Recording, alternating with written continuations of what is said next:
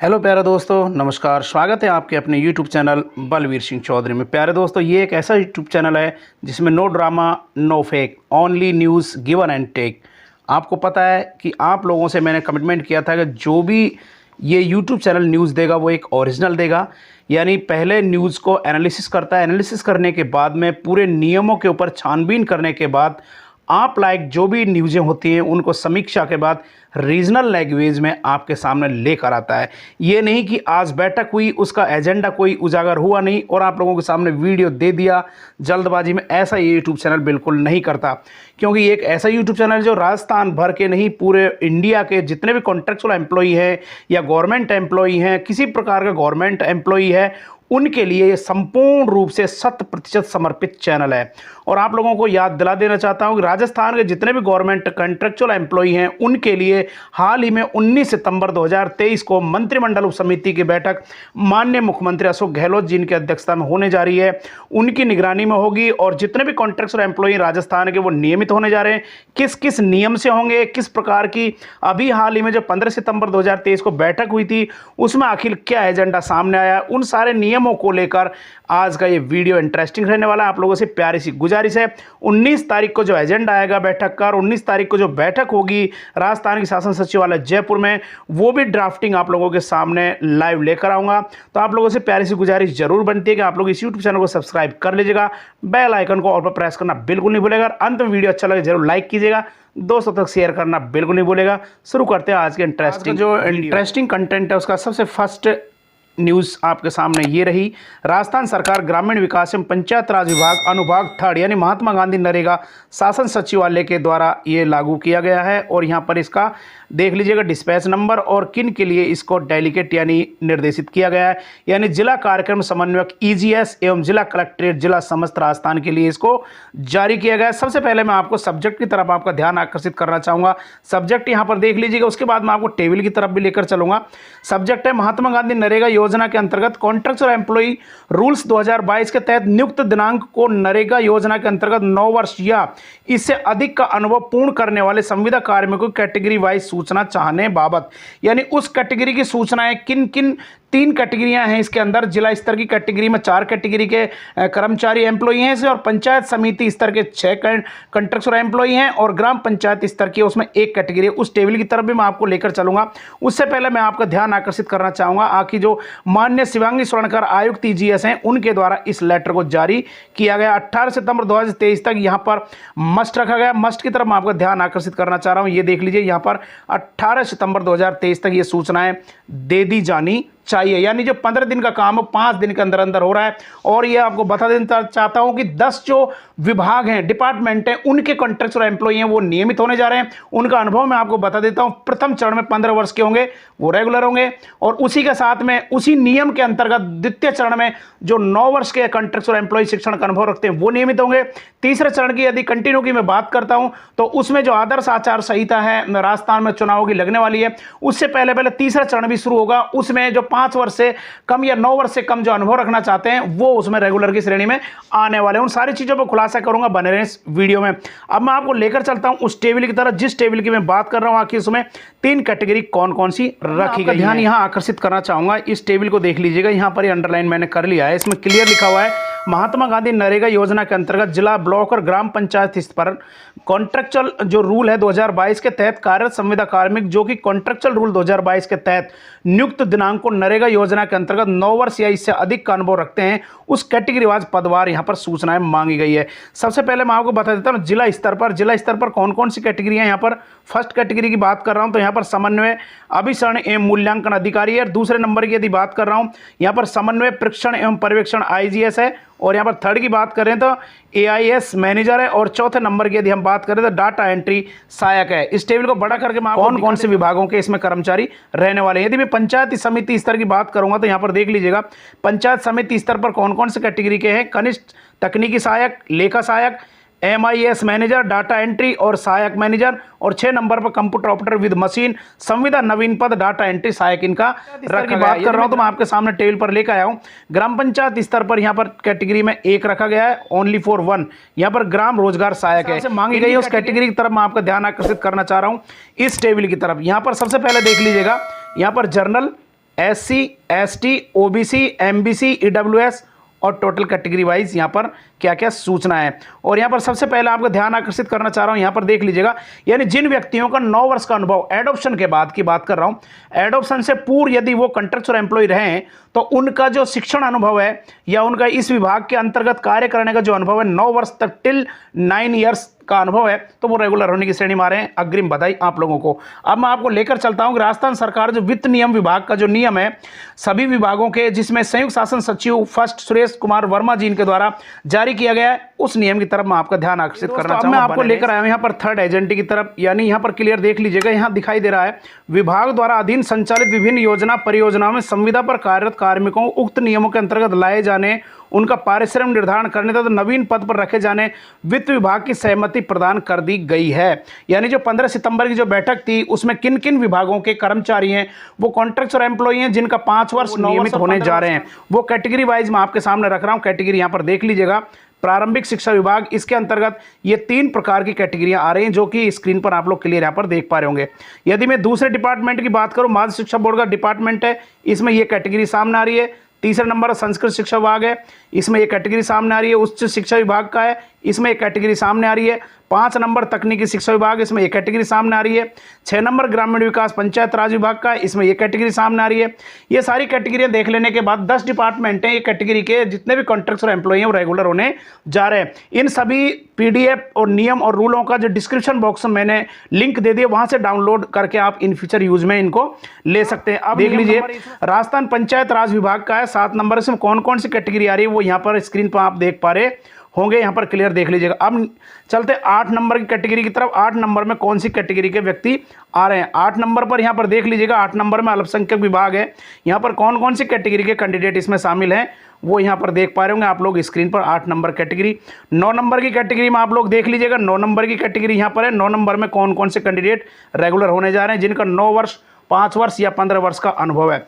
10वें नंबर की यदि हम बात करें, 10 नंबर पर यहाँ पर देख लीजिए पूरे 10 डिजिट और यहाँ पर ये विभाग के डिपार्टमेंट वाले हैं वो यहाँ पर रेगुलर होने जा रहे हैं। अब मैं आपके सामने लेकर चल रहा हूँ कि आज जो जितने भी कॉन्ट्रैक्चुअल एम्प्लॉई हैं 10 विभाग के, उनके लिए सरकार के द्वारा NPS कटौतियों को जारी करने के लिए बिंदु संख्या 20 के अकॉर्डिंग और 6 के अकॉर्डिंग आदेश जारी कर दिए गए। सबसे पहले आदेश जारी हुआ था 14 अगस्त 2023 को, उसके बाद 12 सितंबर 2023 को, उसके बाद 14 सितंबर 2023 का जो आदेश जारी हुए थे वो NPS के लिए माननीय संयुक्त शासन सचिव जो धनलाल शेखावत जी हैं वित्त बीमा विभाग के, उनके द्वारा जारी किया गया था। और 14 सितंबर का राजस्थान सरकार प्राथमिक शिक्षा विभाग के आयोजन विभाग के द्वारा जारी किया गया था। उस लेटर की तरफ आपको दोस्तों यहाँ पर देख लीजिए, कार्यालय निदेशक प्राथमिक शिक्षा राजस्थान बीकानेर के द्वारा 14 सितंबर को लेटर जारी किया गया। मुख्य ब्लॉक शिक्षा अधिकारी समस्त और राजस्थान के लिए जारी किया गया है। सब्जेक्ट यहाँ पर देख लीजिएगा, यानी इसके अंतर्गत लाए गए जितने भी कॉन्ट्रैक्चुअल एम्प्लॉय रूल हैं उसके अंतर्गत 10 विभागों के जो कर्मचारी हैं कॉन्ट्रैक्चुअल एम्प्लॉय हैं उनके लिए जो NPS की कटौतियां हैं वो यहाँ पर जारी कर दी गई हैं। अब मैं आपके सामने इस नियम की बात कर रहा हूँ। 12 सितंबर को यहाँ पर कौन सा नियम जारी किया गया जिसके अकॉर्डिंग NPS कटौतियां जारी कर दी जाएंगी। ये इसलिए लेटर जारी हुआ है, यदि किसी के 5 वर्ष या 9 वर्ष 15 वर्ष नहीं हुए हैं, जो रेगुलर नहीं होगा, उनके लिए जो मानदेय मिलेगा उसमें NPS कटौती करके किस प्रकार से 10% की कटौती करके और जमा की जाएंगे, वो नियम की इसमें बात की गई है। अब चलते हैं 12 सितंबर वाले नियम की तरफ। अब प्यारे दोस्तों यहाँ पर देख लीजिए, 12 सितंबर का नियम है। 12 सितंबर को यहाँ पर श्रीमान निदेशक प्राथमिक शिक्षा राजस्थान के लिए लिखा गया है कॉन्ट्रैक्चुअल एम्प्लॉय के द्वारा जो मानदेय उसमें से NPS कटौती कितने % की जाएगी, वो सारे नियम आपके सामने स्क्रीन पर रख रहा हूँ। 13 नंबर का जो बिंदु है उसका अकॉर्डिंग यहाँ पर देख पा रहे होंगे, 13 नंबर के बिंदु के हिसाब से किस प्रकार से अकॉर्डिंग और यहाँ पर पारिश्रमिक में 10% की कटौतियाँ की जाएंगी।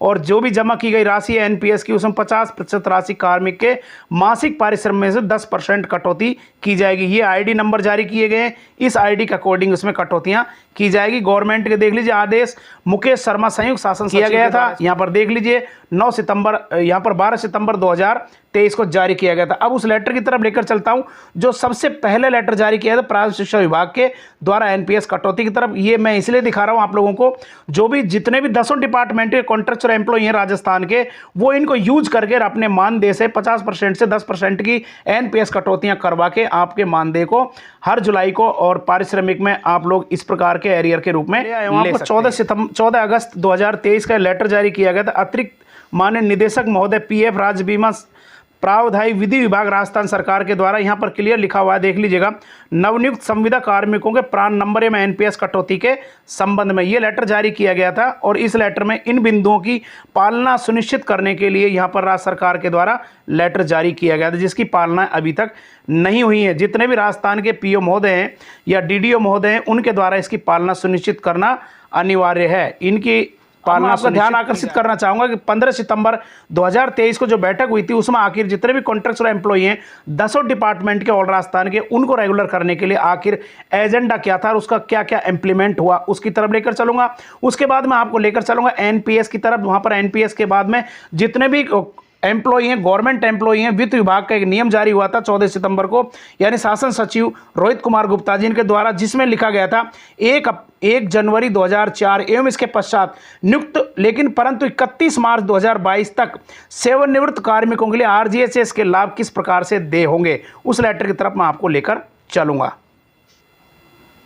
अब जो 15 सितंबर को जो बैठक हुई थी उसमें इन एजेंडों पर बात की गई थी। अतः राजस्थान कॉन्ट्रैक्चुअल आइन टू सिविल पोस्ट रूल 2022 के अंतर्गत लाए जाने की वित्त विभाग द्वारा प्रदान की गई सहमति के क्रम में अनुरोध है कि कृपया आपके विभाग के अधीन कार्यरत ऐसे संविदा कार्मिक को पूर्ण विवरण अद्यतन अपडेट किए जाने हेतु निम्न दिशा निर्देश की पालना सुनिश्चित की जाए। ऑनलाइन पोर्टल विकसित किए जाने हेतु सूचना एवं प्रौद्योगिकी विभाग के द्वारा चाहिए गई सूचना उपलब्ध कराने के लिए, यानी अभी हाल ही में जो 9 वर्ष का अनुभव है उनके लिए सूचनाएं उपलब्ध कराने के लिए निर्देश जारी कर दिए गए, जैसा कि मैंने आपको पूर्व में इसी वीडियो में दिखाया था। इसके अंतर्गत देख लीजिए, पहला नियम की यदि हम बात करें तो इसमें क्लियर लिखा है, राजस्थान कॉन्ट्रैक्चुअल आइन टू सिविल पोस्ट रूल नियमों के अंतर्गत भर्ती और अनुबंध पर विद्यमान कार्मिकों को नियमित करने के लिए प्रत्येक विभाग वाइज यानी 10 विभाग है उनके द्वारा स्वायत्त शासित संस्थान हेतु एवं ऑनलाइन पोर्टल निर्मित किया जाएगा, जो निर्मित हो चुका, और उसका जो नोडल अधिकारी वो बना दिए गए, उनको निर्देश दे दिए गए।